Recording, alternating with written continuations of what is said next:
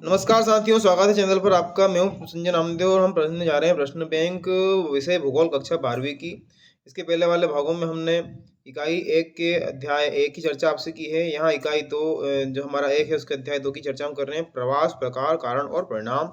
तो यहाँ से विकल्प आदि कई प्रकार के प्रश्न हमारे दिए गए हैं, लेकिन सबसे पहले हम यहाँ जो हमारे लघुत्तरीय प्रश्न उनकी चर्चा आपसे करेंगे। आइए देखते हैं पहले लघुत्तरीय प्रश्न, उसके बाद से विकल्प और जो भी ऑब्जेक्टिव टाइप क्वेश्चन उनकी चर्चा आपसे हम करेंगे। तो हमारा जो पहला प्रश्न है तिल उत्तरी का, जनसंख्या प्रवास से क्या तात्पर्य है साथियों? इसका उत्तर हम देख लेते हैं। जो जनसंख्या वृद्धि को प्रभावित करता है उसे जिसे प्रवास कहा जाता है। लोगों के आर्थिक, सामाजिक, सांस्कृतिक, राजनीतिक या अन्य कारणों से एक स्थान से दूसरे स्थान पर जाकर बसना या निवास करना प्रवास कहलाता है। प्रवास कई प्रकार के हो सकते हैं, स्थायी प्रवास और अस्थायी प्रवास। प्रवास अनेक समस्याओं को जन्म देता है। भारत के संदर्भ में इसको समझाना है। तो पूरे विश्व में प्रवास कई समस्याओं को जन्म दे रहा है। भारत भी इससे अछूता नहीं। क्षेत्र में अवसरों के असमान वितरण के कारण लोग प्रवास करते हैं और इससे मुख्यतः निम्न समस्याएं उत्पन्न होती हैं: रोजगार की समस्या, आवास की समस्या और यातायात की समस्या, स्वच्छता की और सफाई की समस्या। इस तरह से हमारा तीसरा प्रश्न हो जाएगा, भारत में बड़ी संख्या में लोग ग्रामीण से नगरीय क्षेत्रों में प्रवास क्यों करते हैं? तो गांव में गरीबी, कृषि भूमि पर जनसंख्या के अधिक दबाव, स्वास्थ्य सेवाओं, शिक्षा जैसे आधारभूत अवसंरचनात्मक सुविधाओं में कमी, गांव में बेरोजगारी कम तथा अनिश्चित वेतन तथा मनोरंजन के साधनों की कमी, नगरों में बेहतर अवसर, नियमित काम का मिलना और ऊंचा वेतन लोगों को उस नगरों की ओर आकर्षित करता है। नगरीय जीवन की चमक और ग्रामीण समाज की जटिलता के कारण लोग नगरों की ओर प्रवास करते हैं। गाँव से नगरों की ओर निर्धन और धनी दोनों ही प्रकार के लोग प्रवास करते हैं। धनी लोगों को नगरीय जीवन का उच्च स्तरीय अपनी ओर आकर्षित करता है। इस तरह से ये उत्तर हो जाएगा।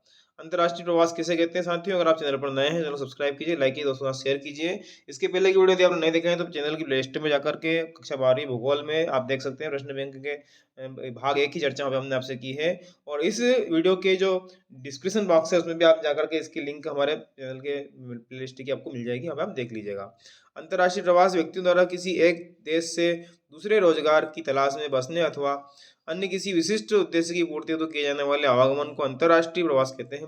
जैसे भारत से कोई डॉक्टर, इंजीनियर, व्यापारी आदि संयुक्त राज्य अमेरिका, इंग्लैंड, कनाडा आदि देशों में बस जाए तो वहाँ अंतर्राष्ट्रीय प्रवास कहलाता है। एक देश से दूसरे देश में होने वाला प्रवास अंतर्राष्ट्रीय प्रवास कहलाता है। भारत में बड़े पैमाने पर देश की प्रतिभा का पलायन हो रहा है। युवा भारत सरकार के सहयोग से शिक्षा प्राप्त करता है, परंतु इस शिक्षा का उपयोग वह किसी और दूसरे देश की उन्नति के लिए करता है। इस तरह से ये इसका दुष्प्रभाव है। प्रवास प्रवाह से किस प्रकार का क्या आशय है? जब जनसंख्या का कुल भाग अपने मूल निवास स्थान को छोड़कर दूसरे स्थान पर जाकर बस जाता है तो इसे प्रवास या जनसंख्या का स्थानांतरण कहते हैं।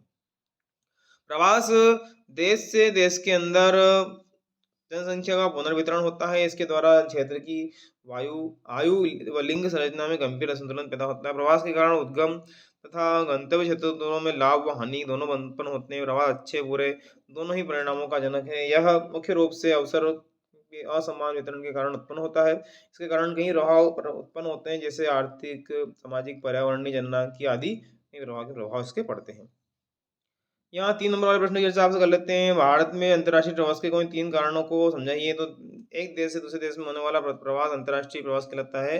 भारत में अंतर्राष्ट्रीय प्रवास के कारण है आर्थिक कारण, राजनीतिक कारण, धार्मिक सामाजिक कारण, पाश्चात्य सभ्यता और संस्कृति का आकर्षण, व्यवसाय तथा शिल्प का आकर्षण, सॉफ्टवेयर इंजीनियर की मांग। इस तरह से इसको आप इसका स्क्रीनशॉट ले लीजिएगा। एक बार फिर से मैं इसको दिखा देता हूँ। पांचों पॉइंट हमारा, पांचों पॉइंट की एक बार फिर से आप देख लीजिए। पहला पॉइंट हमारा ये हो जाएगा, दूसरा पॉइंट, तीसरा, चौथा और इस तरह से पांचवा और छठा पॉइंट एक साथ आपको मिल जाएगा। अगला प्रश्न है, उद्गम तथा गंतव्य स्थान की आयु एवं लिंग संरचना पर ग्रामीण नगरीय प्रवास का क्या प्रभाव पड़ता है? तो मुख्यतः युवक रोजगार की तलाश में ग्रामीण क्षेत्रों से नगरीय क्षेत्रों के प्रवास करते हैं। इससे ग्रामीण क्षेत्रों में युवकों की संख्या में कमी हो जाती है और नगरों में उनकी संख्या बढ़ती जाती है। इस तरह से ग्रामीण क्षेत्र में बूढ़े बच्चे और स्त्रियां रह जाती है तथा ग्रामीण एवं नगरीय प्रवास से उद्गम तथा गंतव्य दोनों ही स्थानों को आयु और लिंग संरचना का प्रभाव पड़ता है। अंतर्राष्ट्रीय एवं अंतर्राजकीय प्रवास में कोई 3 अंतर हमको बताना है।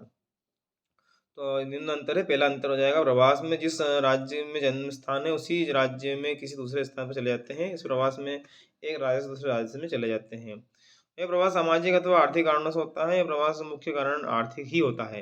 यह प्रवास एक ही राज्य में गाँव नगर या नगर नगर में होता है। जैसे मध्य प्रदेश में लोग टीकमगढ़ जिले में किसी गाँव के से भोपाल में प्रयास करते हैं, भोपाल जाने का प्रयास करते हैं। इस तरह से यहाँ पर रोजगार एक राज्य से छोड़कर दूसरे राज्य में प्रवास करते हैं, जैसे कि बिहार से दिल्ली प्रवास करते हैं। इसमें पुरुषों और महिलाओं दोनों का प्रवास होता है। इसमें पुरुषों की संख्या महिलाओं से अधिक होती है। प्रवास को कोई 3 परिणामों में स्पष्ट कीजिए।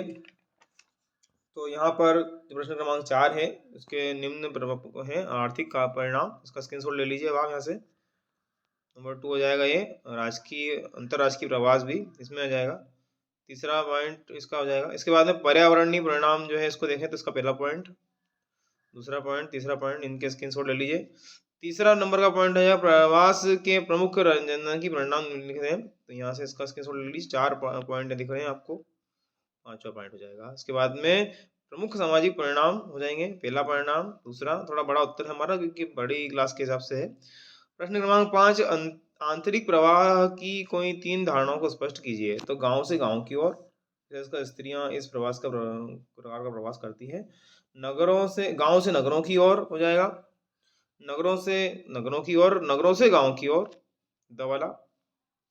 इस तरह से प्रश्न क्रमांक 6 इसका हमारा है प्रवास के प्रमुख कोई 3 कारणों को समझाइए। तो आजीविका अथवा रोजगार पहला पॉइंट, विवाह दूसरा पॉइंट, शिक्षा स्क्रीनशॉट लेते जाइए, सुरक्षा की कमी, कृषि पर दबाव, बाढ़ एवं अकाल या बीमारी, इससे जो भी है।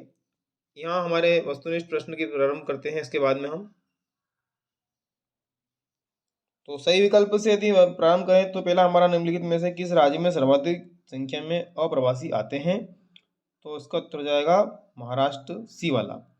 दूसरा है निम्नलिखित में से किस नगरीय समूहन में प्रवासी जनसंख्या का अंश सर्वाधिक है। तो इसका उत्तर है मुंबई नगरीय समूहन।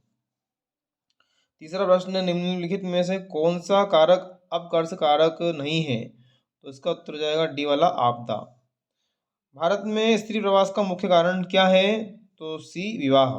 निम्नलिखित में से कौन सा प्रतिकर्षण कारक नहीं है। इसका हो जाएगा डी मनोरंजन। और अंतिम जो सही विकल्प हमारा है निम्नलिखित में से कौन सा भारत में पुरुष प्रवास का मुख्य कारण है। तो इसका उत्तर है काम और रोजगार। रिक्त स्थान की पूर्ति कीजिएगा। पहला हमारा है रिक्त स्थान राज्य में विवाह स्त्रियों के प्रवास का मुख्य कारण नहीं है। तो यहाँ आ जाएगा मेघालय, मेघालय आ जाएगा पहले वाले रिक्त स्थान में। दूसरे स्थान में गांवों से शहरों की ओर प्रवास का मुख्य कारण रोजगार, इसमें आ जाएगा दूसरे में रोजगार आ जाएगा। इसी प्रकार तीसरे वाले में देखें तो भारत देश के अंदर जनसंख्या का प्रवाह प्रवाह होता है, ये तीसरे का उत्तर हो जाएगा। फिर चौथे में रिक्त स्थान राज्य में मंत्री विवाह कानून भिन्न है। तो ये है राज्य में स्त्री विवाह है ना, तो मेघालय, ये मैंने मंत्री बोल दिया है लेकिन ये स्त्री मेघालय। अंतरराष्ट्रीय प्रवास ग्राम से नगर धरा में रिक्त स्थान सर्वाधिक है। तो इसका 5वें का जो उत्तर हो जाएगा रिक्त स्थान पे आ जाएगा पुरुष, ये आ जाएगा पुरुष। के बाद सही जोड़ी मिलान की बात करें तो सही जोड़ी मिलान में पहला जो हमारा है बाढ़ तथा सूखा, तो इसका उत्तर हो जाएगा प्रतिकर्ष कारक। बेहतर स्वास्थ्य सेवाएं, इसका उत्तर हो जाएगा पहला वाला अपकर्ष कारक। ग्रामीण प्रवास रोजगार के लिए, और म्यांमार जो है वो है हमारा पड़ोसी देश। सही जोड़ी मिलान हो गया।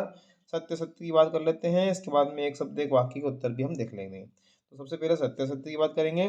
देश के 67% स्त्रियां विवाह के उपरांत मायके में बस जाती है, बिल्कुल मायके से बाहर जाती है, सॉरी। तो पहला वाला सत्य हो जाएगा। औद्योगिक विकास के कारण गंदी बस्तियों का विकास हुआ है, सत्य है। शिक्षा प्राप्त के कारणों में नगरों की जो प्रवास नहीं किया जाता है, तो नगरों के प्रवास हम क्या कहेंगे इसमें, ये हमारा जो है असत्य हो जाएगा। 2011 की जनगणना के अनुसार भारत की जनसंख्या लगभग 121 करोड़ थी, सत्य। इसके बाद में देखते हैं एक वाक्य में उत्तर दीजिए वाले प्रश्नों की चर्चा कर लेते हैं। तो भारत में सर्वाधिक प्रवास किस धारा में होता है। तो ये होता है ग्रामीण से नगरी। पहले वाले में आ जाएगा ग्रामीण से नगरी। इसके पश्चात दूसरा, ग्रामीण क्षेत्रों से पलायन का मुख्य कारण क्या है? तो ग्रामीण क्षेत्र से जो प्रवास का कारण है रोजगार, पलायन का मुख्य कारण। फिर गांव से नगर की ओर जनसंख्या के स्थानांतरण को क्या कहते हैं?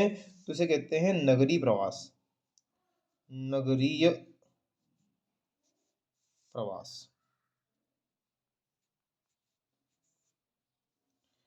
ग्रामों की अर्थव्यवस्था के लिए जीवनदायक रक्त का काम कौन करती है? तो इंडिया। कौन करता है? इंडिया करता है। ठीक है, इस तरह से हमारे ऑब्जेक्टिव टाइप क्वेश्चन हो चुके हैं साथियों। अगले वीडियो के अगले भाग में चैनल पे हम आपको अध्याय 3 मानव विकास, इसी इकाई 1 का भाग 2 का जो हमारा है अध्याय 3 मानव विकास की चर्चा आपसे करेंगे। आप बने रहिए चैनल पर।